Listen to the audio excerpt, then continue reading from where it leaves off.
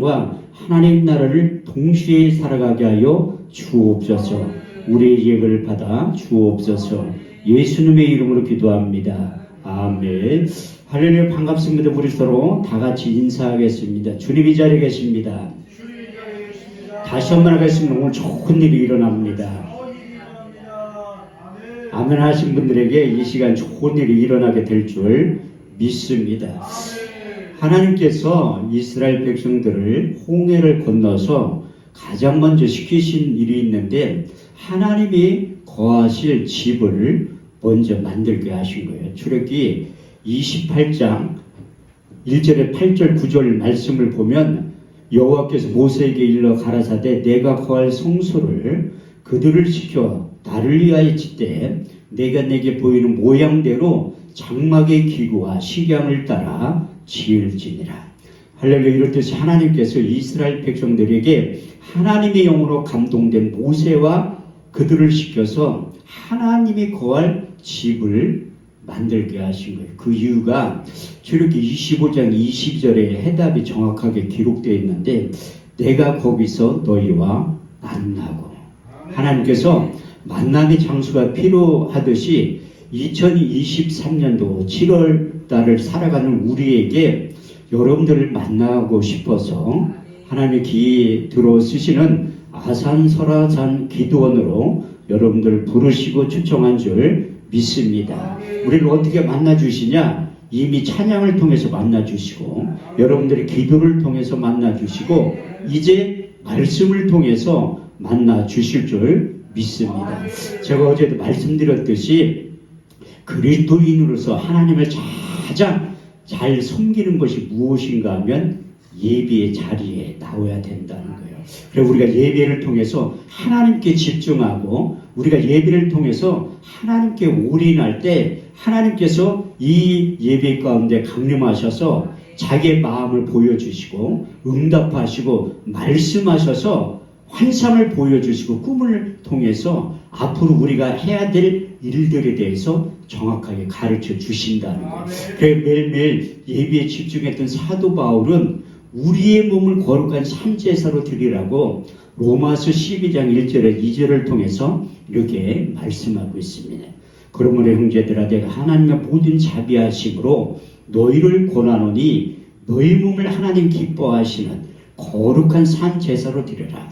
이는 너희의 드릴 영적 예배니라. 너희는 이 세대를 본받지 말고 오직 마음을 새롭게 함으로 변화를 받아 하나님의 선하시고 기뻐하시고 온전하신 뜻이 어디에 있는지 분별할 수 있는 신앙의 안목을 예배를 통해 살짝 열어주신다고 말씀하고 있어요. 하나님의 뜻과 계획을 우리가 어떻게 알 수 있냐면 예배를 통해서도 알 수 있지만 성경을 통해서 하나님의 생각, 하나님의 뜻, 하나님의 일들을 기록하는 것이 구약 성경은 모세의 글과 선지자의 글과 시편에 기록했다는 거예요. 이사야 34장 16절 말씀을 보면 너희는 여호와의 책을 자세히 읽어보라. 이것이 하나도 빠진 것이 없고 짝이 없는 것이 없으리니 이는 여호와의 입이 이를 명하셨고 그의 신이 이것들을 모으셨다고 말씀하고 있어요. 그래서 이제 이 구약 성경은 모세의 일과 선지자의 일 시편이라고도 말씀하고 있지만 여호와의 책이라고 말씀하고 있어요. 그럼 우리가 이제 성경이라는 단어가 어디에서 등장하냐면 이제 그 바울의 영적인 아들 디모데에게 마지막 유언과도 같은 권면의 말을 할 때 디모데후서 3장 15절에서 17절 말씀을 통해서 내가 어려서부터 성경을 알았나니 성경은 능히 너로 하여금 그리스도 예수를 믿음으로 말미암아 구원에 이르는 지혜가 있게 하느니라. 모든 성경은 하나님의 감동으로 된 것으로 교훈과 책망과 바르게 함과 의로 교육하기에 유익하니 이는 하나님의 사람을 온전케 하며 모든 선한 일을 행하기에 온전케 하려 하심이니라. 그래서 성경은 하나님이라고 말씀하고 있어요. 요한복음 1장 1절 말씀에 보면 태초에 말씀이 계시니라. 이 말씀이 하나님과 함께 계셨으니 이 말씀이 곧 하나님이라고 말씀하고 있어요. 그래서 이 하나님께서 말씀하실 때 하나님의 영으로 감동된 자들이 40명이 모여서 기록한 것이 성경이라고 말씀하고 있어요. 그래서 우리가 성경이 이 전체가 39장으로 되어 있잖아요. 그래서 여기까지는 잘하는데 몇 장으로 한 39권으로 되어 있고 몇 장으로 되어 있냐 물어보면 잘 모르더라고요. 몇 장으로 되어 있는데 1189장으로 되어 있고 몇 절로 이루어졌냐고 하면 더 모르잖아요. 몇 절로 되어 있냐면 37,173절로 되어 있어요. 제 평생의 꿈이 성경 전체를 암송하는 거예요. 그런데 제가 어렸을 때부터 고등학교 2학년 때부터 이렇게 암송을 하기 시작했는데 많은 분들이 집회 끝나면 목사님 그 비결을 빨리 안수기도해서 임파테이션 해두려고 하는데 그런 건 없어요. 성경을 그만큼 가까이 했던, 그래서 성경을 암송해 본 분들은 저의 가치를 인정을 해요. 제가 변호사협회나 의사협회 심의에 가서 설교를 하면 그분들도 1%의 사람들이잖아요. 머리가 뛰어난 사람들, 그분들도 아무리 성경을 암송을 하려고 해도 안 된다는 거야. 그 성경이 왜 암송이 잘 안 되냐면 복음서에 다 기록되어 있는데 악한 자가 와서 말씀을 그 마음에서 빼앗아가는 거예요. 하나님의 말씀은 생명이기 때문에 기억이 안 남는다는 거예요. 우리가 구구단이나 영어 단어는 이성으로 암기를 하는 거라 오래 우리가 구구단 초등학교 다닐 때 배웠는데도 지금 다 이렇게 암송을 하죠. 근데 하나님의 말씀은 생명이고 또 사단마의 귀신을 마음에서 빼앗아가는 거예요. 그래서 하나님께서 이제 돌비에 새긴 하나님의 말씀을 줬지만 그것을 이제 지키지 않으니까 전략을 바꾼 거예요. 에레미야 31장 31절에 33절 말씀을 보면 나 여호와가 말하노라 곧 내가 나의 법을 너희 속에 두고 그 마음에 기록한다고 말씀하고 있어요. 그래서 성경의 저자 성령께서 우리를 그리스도의 편지로 만들어 주셨다는 거예요. 사도 바울은 자기 스스로가 그리스도의 편지가 되었다고 고백하고 간증하고 있어요. 고린도서 3장 3절 말씀을 보면 너희는 우리로 말미암아 나타난 그리스도의 편지니 이는 목으로 쓴 것이 아니요 살아계신 하나님의 영으로 한 것이며 또 돌비에 새긴 것이 아니라 육의 신비에 새겼다고 말씀하고 있어요. 그래서 사도 바울은 우리 주님을 인격적으로 만나고 셋째 하늘에 갔다 온 다음에 그가 가지고 있는 유전적인 지식을 다 버렸다고 말씀하고 있습니다. 사도 바울은 어떻게 보면 요즘 말로 표현하면 금수저를 물고 태어난 사람이요. 빌립보 3장 5절에서 6절 말씀을 보면 내가 난 지 8일 만에 할례를 받고 이스라엘 족속이요 베냐민 집파요 히브리인 중에 히브리니요 율법으로는 바리새인 열심으로는 교회를 핍박하고 율법은 흠이 없는 자라고 그는 고백하고 간증하고 있어요. 그렇지만 그가 우리 주님을 인격적으로 만난 다음에 빌립보서 3장 7절 8절 말씀을 보면 그러나 내게 무엇이든지 내게 유익하던 것을 그리스도 예수를 위하여 해로 여길 뿐더러 해로 여김은 내 주 예수 그리스도를 아는 지식이 가장 고상함을 인함이라. 그를 인하 내가 모든 것을 잃어버리고 배설물을 여기면 그리스도를 얻고 그 안에서 나를 발견했다고 말씀하고 있어요. 그가 이제 그 인격적으로 주님을 만난 다음에 그가 복음을 전할 때도 갈라디아서 1장 11절 말씀을 보면 내가 전한 복음은 사람의 뜻으로 난 것이 아니요 사람에게 배운 것도 아니요 받은 것도 아니요 곧 그리스도의 계시로 말미암았다고 말씀하고 있어요. 그가 가지고 있는 유전적인 지식을 버리고 성령의 감동하심을 위해서 사무엘하 23장 2절 말씀을 보면 여호와의 신이 나를 빙자하여 말씀하시며 그 말씀이 내 혀를 통해서 나가게 된다는 거예요. 사도행 2장 4절 말씀을 보더라도 저희가 다 성령의 충만을 받고 성령의 말하게 하심을 따라 다른 언어로 말하기를 시작하니라. 그래서 사도 바울은 철저히 계시의 글을 통해서 그가 기록되었지만 이제 성령의 감동하심을 입어서 복음을 전하기 시작한 거예요.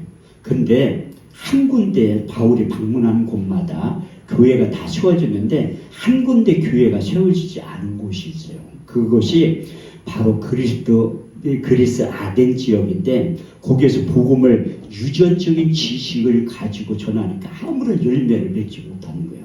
그래서 철저히 회개하는 심정으로 고린도전서 2장을 기록한 거예요. 형제들아, 내가 너희 가운데 나아가 하나님의 증거를 전할 때 말과 지혜의 아름다운 것을 하지 아니하노니 내가 예수 그리스도와 그의 십자가에 못 박히신 것 외에는 아무것도 알지 아니하기로 작정하였습니다. 내가 너희 가운데 거할 때 약하며 두려워하며 심히 떨어노라. 내 말과 내 전도함이 지혜의 권하는 말로 하지 아니하고 다만 성령의 나타남과 능력으로 하여 너희 믿음이 사람의 지혜에 있지 않고 하나님의 능력 가운데 있게 하려 하였느라. 우리가 운전하는 자들 중에서 이 지혜를 말하노니 이 지혜는 이 세상의 지혜가 아니요 이 세상에 없어질 간원들의 지혜가 아니요 오직 비밀한 가운데 있는 감추었던 것인데 하나님은 우리의 영광을 위하사 만세전에 미리 정하신 것이라. 이 지혜는 이 세대의 관원이 하나도 알지 못하였나니 만일 알았더라면 영광의 주를 십자가에 못 박지 아니하였으리라. 기록된 하나님이 자기를 사랑하는 자들을 위하여 예비하신 모든 것은 눈으로 보지 못하며 귀로도 듣지 못하며 또 마음으로 생각지 못하였던가 같으니라. 오직 성령으로 이것을 우리에게 보이셨으니 성령은 모든 것 곧 하나님의 깊은 것이라도 통달하시느니라. 사람의 사정을 사람 속에 있는 용 외에는 누가 알려? 이와 같이 하나님의 사정도 하나님의 영 외에는 아무도 알지 못하느니라. 우리가 이것을 말하거니와 세상의 지혜의 말로 하지 아니하고 성령이 가르치신 것을 하니 신령한 것은 신령한 것으로 분별하느니라. 육에 속한 사람 하나님의 성령의 일을 받지 아니하느니 저에게 미련하게 보이며 또 깨닫지도 못하나니 이런 일을 영적으로야 분별하느니라. 신령한 자는 모든 것을 판단하나 자기는 아무에게도 판단을 받지 아니하느니라. 철저히 회개하는 심정으로 고린도서 2장 1절에서 15절까지 기록하고 난 다음에 16절을 말하기 위해서 이 글을 기록한다고 그는 고백하고 있습니다. 누가 주의 마음을 알아서 주를 가르치겠느냐? 그러나 우리가 그리스도의 마음을 가졌느니라. 할렐루야. 사도 바울은 그리스도의 마음, 그리스도의 심정을 갖길 원한 거예요. 그래서 로마에 가기 전에 로마서를 쓰면서 로마서 1장 11절에 그 보고 싶은 성도들을 통해서 만나야 될 이유가에 대해서 이렇게 기록하고 있습니다. 내가 너에게 보기 심히 원하는 것은 무슨 신령한 은사를 나누어줘 너희 몸을 그리스도로와 함께 견고하게 세우려 하심이니라. 그래서 사도 바울은 누구보다도 하나님께서 영적인 자원을 많이 주신 거예요. 제가 이곳에 올 때도 바울과 똑같은 심정으로 온 거예요. 하나님 저에게 주신 영적인 자원을 다 풀어놓고 가려고 하는 거예요. 그게 사모님한테 허락을 안 받았는데 아까 내가 들어왔을 때 허락을 받으려고 기도하고 계셔서 지금 허락을 받으려고 하는 거예요. 여기 오신 사모님 두 분들이 이 예배가 끝나고 난 다음에 안수기도 좀 해두려고 하더라고요. 그래서 사모님 허락하시면 제가 이제 김우가 목사님 사모님하고 여기 사모님이 두 분한테만 해드리려고 해요. 저는 안수기도 할 때 삼박자가 있어요. 이건 성경에 없는 얘기지만 제가 만든 거라니까. 안수기도의 삼박자야. 첫 번째 안수기도 하는 목사의 능력이 있어야 돼요. 그런데 그보다 더 중요한 게 안수 받는 사람의 믿음이 있어야 돼. 세 번째 더 중요한 게 뭐냐면 하나님이 역사를 아셔야 돼요. 안수기도의 비밀에 대해서 시편 139편 5절에서 6절까지의 말씀을 보면 주께서 내 전우를 두루 다니시며 내게 안수하셨나이다. 이 지식이 너무 기이하니 높아서 내가 능히 감당치 못하느니라. 그래서 모세가 여호수아에게 안수할 때 모세가 가지고 있는 영적인 자원이 다 홀로 들어갔다고 말씀하고 있어요. 신명기 34장 9절 말씀을 보면 모세가 눈의 아들 여호수아에게 안수하였으므로 그에게 지혜의 신이 충만하니 이스라엘 자손은 모세에게 명하신 대로 여호수아의 말을 순종하였더라. 그 모세가 가지고 있는 영적인 자원이 이제 흘러 들어가게 됩니다. 그런데 저희 사모님들이 그 영적인 지혜와 계시의 말씀의 은사, 지식의 말씀의 은사가 뭐가 필요하겠냐 하지만 필요하단다니까요. 이 남편 목사님들이 이제 목회를 잘 할 수 있도록 이 내주를 잘하려면 지혜와 계시의 임해야 된다니까요. 그래서 제가 안수기도를 상당히 많이 하는 목사 중에 한 사람이에요. 제가 그 대구 주암산 기도원에서 5번 정도 집회를 했는데 경상도 사람들의 특징이 뭐냐면 아멘 소리를 안 해. 제가 주암산 기도 처음 갔을 때 주차장에 차가 꽉 차있어. 야, 여기 75년이 넘는 기도원에 사람이 이렇게 많이 기도하러 오는구나. 웬걸 예배드리는 안 하고 다 산에 가서 기도해. 내가 막 뭐라고 했어요. 그랬더니 참 기도하러 오는 사람들이 신령해서 그런지 몰라도 설교서를 바깥에서 들어. 그리고 자기들하고 코드가 맞으니까 예배에 참석을 하더라. 그래서 안수기도 받을 사람 나오라고. 그 옛날에 제가 처음 봤을 때는요, 그 기도원이 설교 못하면 마이크 꺼요. 찬양 못하면 마이크 끈다니까. 그런데 권사님은 찬양 인도를 잘해서 마이크를 안 끌 것 같아. 근데 거기에서 안수기도 받을 사람 나오라고 하니까 안 나와. 눈치만 보고. 그래서 바람잡이가 좀 필요한 거예요. 내가 아는 목사님이 사모한 거야. 그분이 나오니까 우르르 나오기 시작하더라고요. 그래서 제가 주암산 기도는 생긴 이래로 안수기도를 제일 많이 한 강사 중에 한 사람이 됐다니까요. 왜? 기도원에서는 죽고 사는 사람이 반드시 있어요. 제가 이 기도원 사역을 왜 시작하게 됐냐면 양평 기도원에서 13년 전에 갔을 때 어느 집사님이 상담을 좀 하자고 하더라고요. 그런데 저는 상담하자는 사람이 제일 무서워요. 상담에서 해결될 게 아니라 예배를 통해서 주님을 만나서 해결을 해야지. 내가 무슨 실력이 있다고. 그런데 그분이 얘기 좀 하면서 울면서 유서를 보여준 거예요. 나 여기에서 응답 못 받으면 내려가서 죽으려고 하는데. 그러면 여기 예배 참석해서 우리 주님을 만나면 해결이 된다고. 그래서 제가 히브리서 13장 8절 말씀을 준 거예요. 예수 그리스도는 어제나 오늘이나 영원토록 동일하시다고. 그래서 제가 그 집사님에게 3가지의 말씀을 준 거예요. 생각나서. 그 첫 번째 말씀이 무엇인가 하면 에스겔서 36장 26절에서 27절 말씀이에요. 내가 너희에게 새 영을 주고 새 마음을 주어 너희 몸에서 굳은 마음을 자하여 버리고 부드러운 마음을 줄 것이며 너희 속에 새 신을 주어 너희가 내 율례를 행하며 규례와 법대로 지킬 수 있는 능력이 이로부터 임하게 되는 거예요. 그래서 새 마음과 새 영이 예배 가운데 임하면 우리가 새 일을 하게 되는 거예요. 이사야 43장 18절에서 19절 말씀을 보면 너희는 이전 일을 기억하지 말라. 옛적 일을 생각하지 말라. 보라 내가 새 일을 행하려니 이제 나타날 것이라. 너희가 정령이 그것을 알지 못하겠느냐. 내가 광야의 길을 사막에 강을 내리라. 마지막 3번째 주신 말씀. 우리가 새 일을 할 수 있는 능력도 이로부터 준다는 거예요.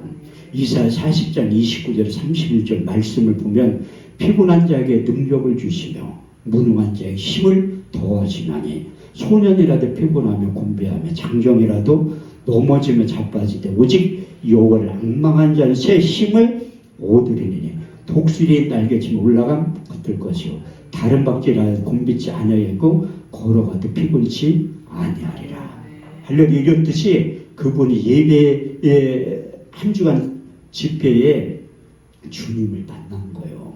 그분이 내려가면서 목사님 이제 열심을 다해서 최선을 다해서 살아보겠다고 하더라. 그래서 내가 간절히 축복 기도를 해준 다음에 그분 내려갔는데 그 다음부터 제가 이 사역에 관심을 가진 거예요.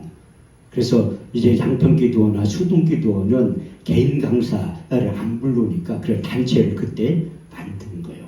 그래서 최선을 다해서 이 안에는 누군가는 죽고 사는 사람이 있겠구나. 그런데 이걸 저 노베드로 목사님 안지 한 15년 됐는데 대선배 목사님. 그분도 이 사역을 하면 무지하게 욕을 얻어먹는다니까요. 왜 얻어먹냐? 도와주지 않는, 그게 사람의 원수가 자기 집안 식구라고 가까이 있는 분들이 욕을 하는 거예요. 왜? 성경에 써 있어. 일반 목회만 하면 욕을 안 얻어먹는데, 우리 주님께서 8가지 복을 팔복에 대해서 말씀을 하시는 거예요. 마태복음 5장 1절에서 10절을 통해서 이 산상수훈에서 팔복에 대해서 먼저 말씀을 하시는 거예요.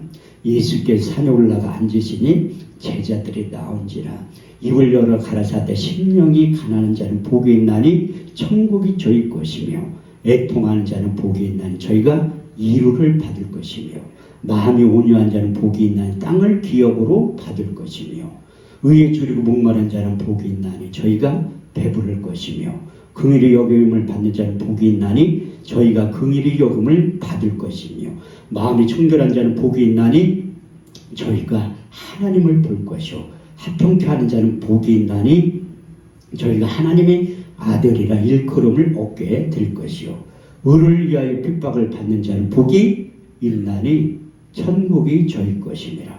너희가 나를 인하여 욕하고 핍박하고 거짓을 거스려 악한 말을 할 때 너희는 기뻐하고 즐거워하라. 하늘에서 상이 크민이라. 너희 선지자들도 이같이 핍박을 받았느니라.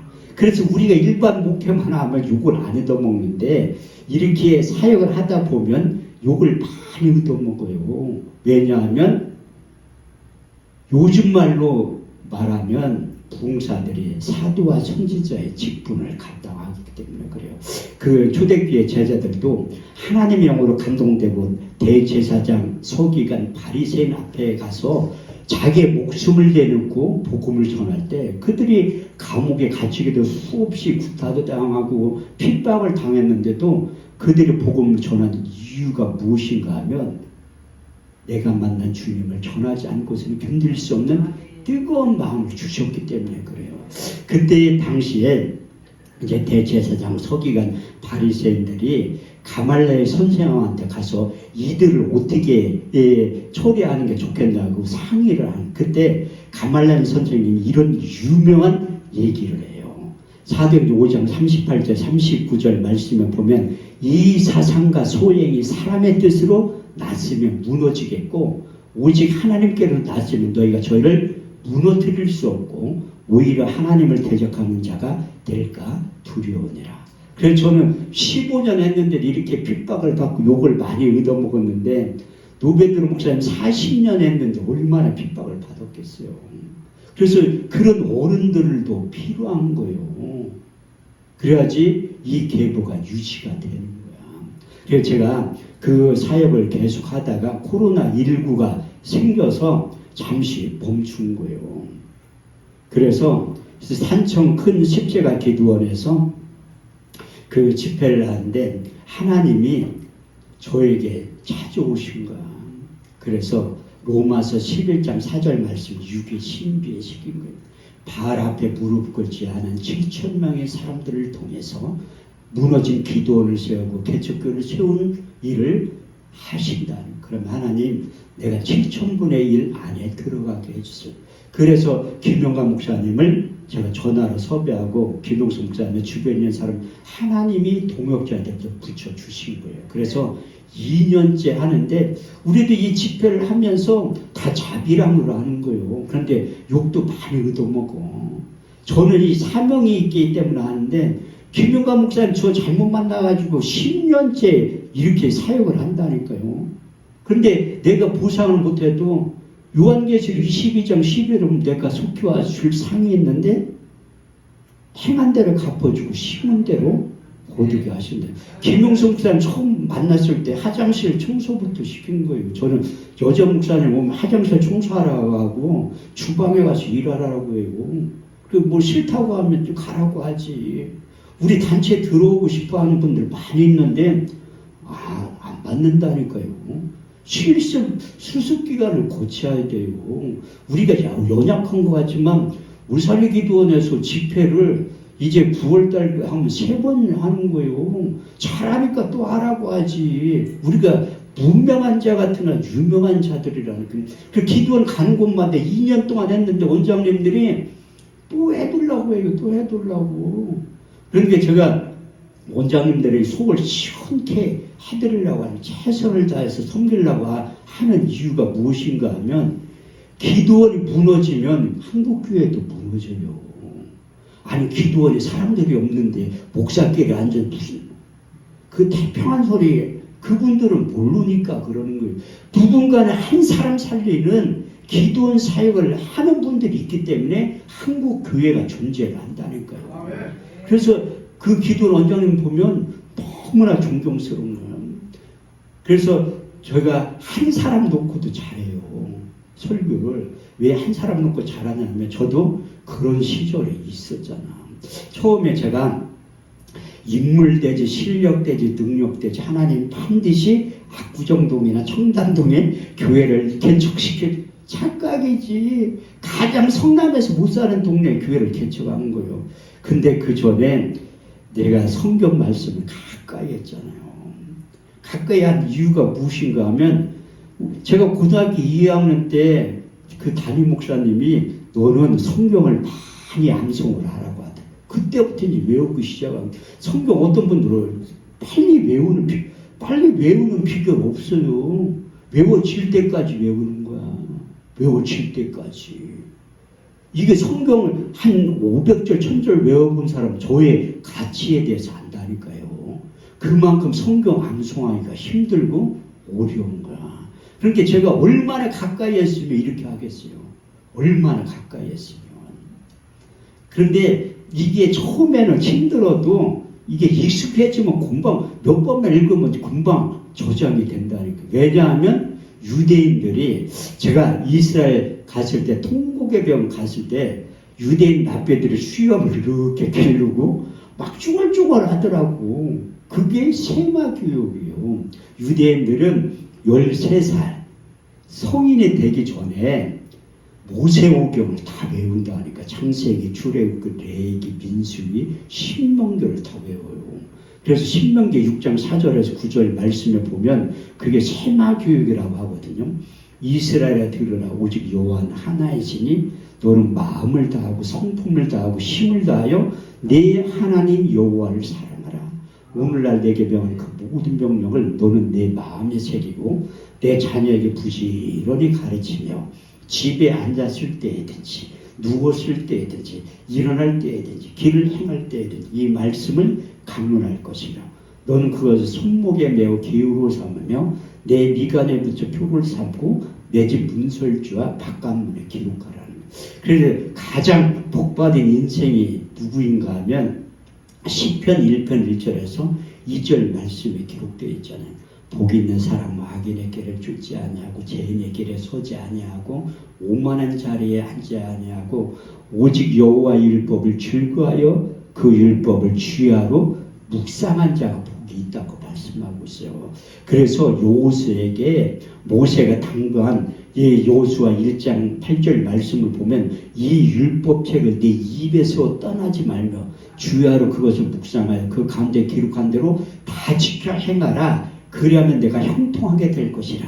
내가 평탄한 삶을 영위하게 될 것이라. 그래서 말씀 따라가면 승리하게 된다는 거예요. 시편 119편 108절 말씀을 보면 주의 말씀은 내 발의 등이요 내 길에 빛의 역할을 한다. 다시 말해서 성경 말씀이 우리 인생의 내비게이션의 역할을 한다니. 그래서 히브리 원문에 보면 묵상이라는 게 큐티의 의미도 있지만 두 가지의 뜻이 내포되어 있어요. 첫 번째가 하가 큰 소리를 내서 읽으라는 거예요. 두 번째는 되새김질을 하라는 거예요.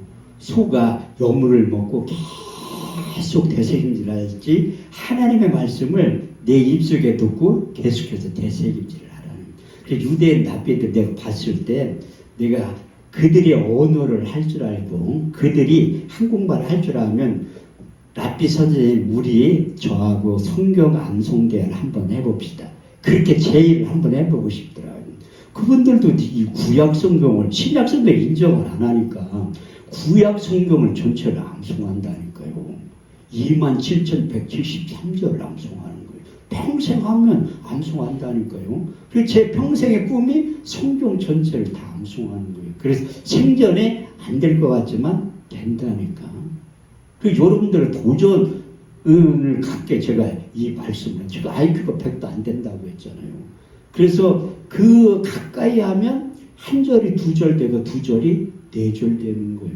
어느 순간 하다 보면 그 성경의 저자인 성령께서, 제가 내일 저녁에 성령의 기름 부음에 대해서 설교를 하려고 하는데, 그 기름 부음 임하면 요한일서 2장 20절 말씀대로 돼요. 너희는 거룩한 자의 기름 부음을 받고 모든 것을 아느니라. 요한일서 2장 27절 말씀에 보면 너희는 주께 받은 바 기름 부음 너희 안에 거하나 아무도 너희를 가르칠 필요가 없고 오직 그의 기름 부음 너희가 모든 것을 가르치며 또 참되고 거짓이 없으니 너희를 가르치신 그대로 거하게 된다는 거예요. 그래서 저는 이게 성경이 머리가 좋아서 많이 암송하는 게 아니라 경험이 되고 체험이 된 것만 얘기하는 거예요. 제 실제 사역 가운데 있었던 일들을 전하고 증거하는 거예요. 그래서 제가 성남에서 목회를 조금 시작했는데 세 사람 순복음교회 간판을 크게 걸어놓은 거예요. 그랬더니 사람들이 기도받으러 오더라고. 제가 압구정동이나 청담동에 교회를 개척했으면 사람들이 오겠어요. 부자 사람들이. 요즘은 실비보험이 하나님이야. 안 와. 우리 교회 성도들도 자 병원 갔다가 못 고친다고 하면 오지. 기도원도 하는데 안 온다니까. 사람들이 못 고친다고. 저번 때 세브란스 병원에 있는 그 암 발기한 호스피스 병동 들어가기 전에 아는 목사님이 2명을 데리고 왔어. 기도해 보려고. 그렇게 해야지 찾아온다니까. 현대의학을 못 고친다고 하면 찾아가요. 기도하러. 그런데 제가 하도 실력이 없으니까 너무 괴로운 거야. 믿는 자들에 따른 표적 5가지가 있잖아요. 마가음 16장 17절에 믿는 자들이 이런 표적이 따르니 저희가 내 이름으로 귀신을 쫓아내며 새 방언을 말하며 뱀을 집으며 무슨 독을 마실지라 해를 받지 않으며 병든 사람에게 손을 얹은즉 나으리라. 성경은 반드시 이렇게 써있거든요. 그런데 저희 사회 가운데 병든 사람에게 손을 얹은즉 죽으리라. 아침에 안수했네 저녁 때 죽었다고 연락 와. 어차피 그 동네는 병원 갈 돈이 없어서 이래 주거나 저래 주거나 똑같은 거예요. 아니 조용기 목사님이 능력이 있지 나 같은 사람이 무슨 능력이 있어. 너무나 괴로운 거야. 한수하면 죽어. 저 사람 많이 죽였어요. 그런데 신기한 게 뭐냐면 한 번도 고소를 안 당했다는 거야. 지금 그렇게 안수해 사람 죽으면 고소당해요. 그래서 저도 요즘에 그렇게 호스피스 병동 들어가고 보면 믿음이 확 떨어져가지고 좀 떨어져서 기도해. 보좌 없으면 안수 안 한다니까요. 아주 진짜 요즘은 고소해요. 그래 지혜롭게 하셔야 된다니까. 금방 죽을 사람한테 손오가 때려서 죽었다고 해요. 제가 아는 어떤 목사님 거기 가서 집회를 하는데 그 목사님이 뒤에서 이렇게 한 거야. 집에 가서 믿으면 목사가 와서 자기 때렸다고 얘기했어요. 지혜롭게 하셔야 돼요. 요즘은 큰일 난다니까요. 그런데 내가 너무 괴로우니까 하나님 앞에 기도하기 시작한 거예요. 근데 하나님이 나를 의대에 입학을 시켰다니. 그래도 내가 의대 출신이에요. 그러니까 머리가 이렇게 좋은 거라니까 성경 말씀. 그래서 내가 의사협회 심의에 가서 간증을 하면 의대 나도 나왔다고 하니까 어디 나왔냐. 그러니까 내가 그래가지고 웃으면서 우리나라 제일 좋은 의대 나왔다니까 뭐 서울대 나왔냐 연세대 나왔냐 나는 그거 훨씬 좋은 의대에 나왔다고 해요. 사람이 만든 의대가 아니라 예수님이 만든 천국병원 의대 출신이라는 거예요. 그래가지고 우리 주님께 내가 능력이 하나도 없으니까 신부전증 할머니를 보낸 거야. 신부전증 할머니는. 근데 그 할머니한테 얘기한 거. 안수하면 죽을 갭이 두려움 때문에 기도를 못하는 거야.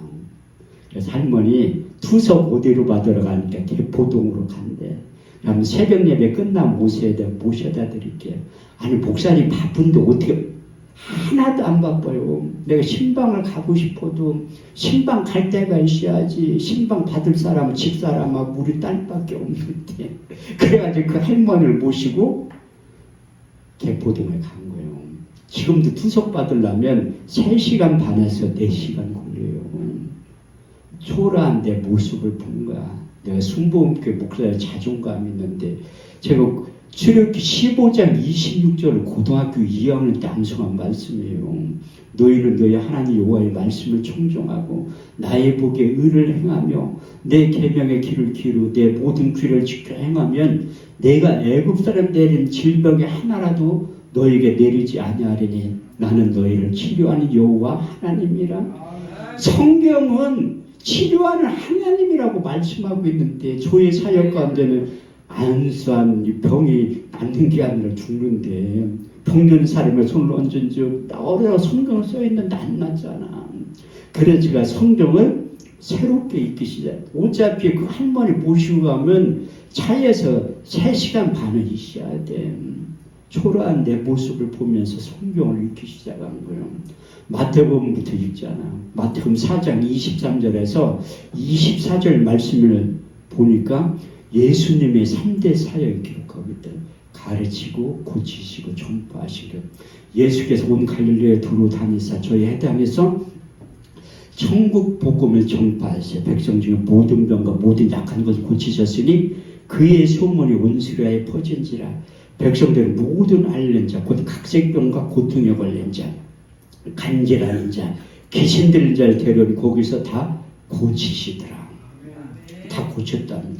계속 마태복음 8장 17절에 18절 말씀을 보니까 예수께서 말씀으로 귀신을 쫓아내며 모든 병과 모든 약한 것을 고치셨으니 이는 선지자 이사야로 하신 말씀에 우리의 연약한 것을 친히 담당하시고 병을 짊어지셨다함을 이루려 하심이니라. 그 병을 짊어지시어 이사야 선지자의 글이 뭐냐면 이사야 53장 1절에서 5절 말씀이요. 우리의 전한 것을 누가 믿었느냐? 여호와의 발에 네게 나타났느냐? 그는 주 앞에서 자라나기를 연한 술 같고 마른 땅에 나은 줄기 같아서 곤 모양도 없고 풍채도 없은즉 우리 보기에 흠모할 만한 아름다운 것이 없도다. 그는 멸시를 받아 사람에게 실어버림 받았으며 강고를 많이 겪었으며 질고를 아는 자라. 마치 얼굴을 가리우고 사람을 바라보지 않음을 받는 자 같아서 멸시를 당하였고 우리도 그를 귀히 여기지 아니하였도다. 그가 찔림은 우리의 허물로 인하며 그가 상함은 우리의 죄악을 인함이라. 그가 징계를 받음으로 우리가 평안을 누리고 그가 채찍에 맞음으로 우리가 나음을 입었도다. 할렐루야. 우리 주님께 채찍에 맞음으로 너희가 나음을 입게 된다는 거예요. 베드로전서 2장 24절 25절에 베드로가 우리 주님 하시는 병 고치는 그 장면을 목격을 했기 때문에 이런 걸 써놨다니까요. 친히 나무에 달려 그 몸으로 우리 죄를 담당하셨으니 이는 우리로 죄에 대하여 죽고 의에 대하여 살게 하려 하심이라. 저가 채찍에 맞음으로 너희가 나음을 입었도다. 그래서 이거구나. 우리 주님께서 하신 일들을 우리가 할 수 있게 됐구나. 그래서 요한복음 14장 12절을 보면 예수께서 진실로 진실로 너에게 이르노니 나를 믿는 자는 나의 하나님을 조도할 것이요 또한 이보다 큰 것도 아니니 이는 내가 아버지께로 합니다. 예수께서 행하셨던 병 고치는 능력이 믿는 자들은 우리에게도 나타나기 시작한다는 거예요. 그리고 우리 주님을께서 12제자를 부른 다음에 의사면허를 다 도놔줬다니까요. 마태복음 10장 1절 말씀에 보면 예수께 12제자를 부르시며 더러운 귀신을 쫓아내며 모든 병과 모든 약한 거 고칠 수 있는 능력을 주시는 거야. 그래서 저도 의사면허를 받았다니까요. 이게 목사들만 하는 게 아니라 믿는 자들, 장로나 평신도들에게 또 병든 사람과 손을 얹은 즉 낫는다는 거예요. 근데 이 구약을 읽다 보니까 잠언 4장 20절에서 22절 말씀을 통해서 또 비밀을 가르쳐 주시고 내 아들아 내 말에 주의하며 내가 이르는 것에 내 귀를 기울여라. 너는 그것을 내 눈에서 떠나지 말며 내 마음속에 지켜라. 그것을 얻는 자에게 생명이 되며 온 육체의 건강이 대민이라. 그 건강이라는 히브리어 원문에 보면 약이라는 거예요. 다시 말해서 이제 성경 말씀이 약의 역할을 한다는 거예요. 그래서 시편 107편 20절에서 21절 말씀은 저가 그 말씀을 보내 저희를 고치사 이경에서 건져 내시는도다. 주의 인자하심과 인생에 행하신 기이한 일들을 인하여 주를 찬송하게 될 것이라. 그런데 그 환자들이 찾아와서 기도를 해달라고. 그런 게 안수를 해. 이제 되겠지. 의사 면허가 있으니까 안수하면 다 살아나겠지. 웬걸 3일 있다 또 전화와 죽었다고. 그래도 3일 더 사는 거죠. 계속해서 한 거야. 근데 하나님이 내가 그 환자들에 대해서 안수하는 거에 대해서 두려움이 생기니까 아주 이 최초의 사건이 생긴 거예요. 내가 하나님 앞에 기도를 하는 거예요. 너무 우리 성도들하고 너무 안 맞아. 그런데 하나님 앞에 기도한 거예요. 하나님 나 압구정동이나 청담동이나 아니래도 서울로만 보내주세요. 서울로만. 그런데 8년 만에 응답이 떨어졌다니까요. 그런데 교회가 부흥이 돼서 이사가면 얼마나 좋아. 보증금 다 까먹고 길거리를 다 함께 생겨가지고 하나님 이전하는 방법도 여러 가지야. 근데 생각나게 하시는 분이 있었다. 생각나게 하시는 분. 그 전에 내가 주일날 월요일날 이사 가는데 우리 교회 양복을 입고 멀끔하게 생긴 분 찾아오시고, 우리 교회 오늘 성도들은 다 쓰리빠 반바지 출연이 입고 오지, 목사님들은 양복 입고 오지. 그렇게 주일날 예배 들어온 사람 양복 입고 온 사람 나 처음 봤다니까요. 8년 만에. 그럼 다 보더니 설교가 끝나고 난 다음 식사 대접을 하고 싶대. 그러면서 자기가 여기 이사 온 지 2달 됐는데 교회를 정했다는 거야. 목사님 설교를 듣고 은혜를 상당히 많이 받았대. 어떻게 저렇게 젊은 목사가 성경만 가져가니 깜짝 놀랐다는 거야. 그럼 사실 자기가 의사인데 세 사람 순복음교회를 정했다는 거야. 여기 등록하고 내일 이사 가요. 내가 속으로 아이고 하나님 한 달만 일찍 보내주지. 그럼 이사 안 가도 되는데 의사 한 사람이 섬기면 임대료 내자를 그때 2천에 65만 원 썼는데 세가 충분히 감당하고 남는데, 근데 하나님이 저를 큰 사역지로 보내려고 간 거예요. 그래서 서울에 제가 2천에 120만 원짜리 그 30평짜리 봉제 공장을 계약을 한 거야. 그래서 내가 아는 목사님한테 전화를 했어요. 그 서울 신림동 사니까 자기 오면 전화하라고 하더라고요. 식사 대접하는데 전화를 했지. 여기 어떻게 오셨냐. 목사님 보고 싶어서 왔다니까 장난하지 말고 왜 왔냐. 그래서 교회 이전해야 되는데, 그래서 교회가 부흥해서 이전하냐. 목사님 보증금 다 까먹고 길거리 다 함께 생겨가지고 여기로 온 거야. 그랬더니 계약금 있네. 내가 돈이 어디 있어요? 그럼 그분 내가 모시고 갔지. 그렇게 얘기하는 사람들이 되게 돼 있어요. 모시고 가니까 그분이 그 2천에 120만 원이니까 계약금 있냐. 없다고 하니 자기 200만 원 줬다니. 그래서 가계약을 해놓고 왔어요. 그런데 그 건물주 분한테 내가 2달 시간을 돌라고 했습니다. 아니 돈을 마련해야지 1,800만 원을. 그래서 안 된다고 하더라고요. 보니까 저도 목회를 8년 하다 보니까 눈치가 500단이 된 거야. 건물주 딱 보니 얘기하는 게 꼭 권사님 같아. 그 하나님의 냄새가 난다니까요. 생명의 냄새가 나요. 제가 그 기름 부음에 대해서 설교할 때 내가 말씀드리려고 해. 왕의 냄새, 생명의 냄새가 난다니까. 그래서 내가 교회 권사님이니까 여의도 순복음교회 권사래. 그러면 내가 얘기를 한 거예요. 2달 해둘라고. 2달 있다가 이사 올 테니까 걱정하지 말라. 처음에 안 된다고 했다가 또 그렇게 한다. 그럼 이제 시간 한 달을 벌었잖아요. 원래 상가는 한 달밖에 시간을 안 줘요. 그럼 2달 벌었잖아. 그러니까 이제 기도하는 방법은 하나님 앞에 기도 외에는 없어요. 기도 외에는. 그런데 기도하다 보니까 생각나게 하시는 분이 있어. 우리 교회에 새벽 예배 가끔 오시는 분이 있어. 안수 집사님, 권사님하고. 내가 전화를 했지. 신방 좀 한번 간다고 하니까 오지 말래. 그분도요, 연세 세상 경륜이 있으면 눈치가 500단이야. 개척교회 목사가 자기 교회 성도도 아닌데 신방 온다고 하면 요거 봐.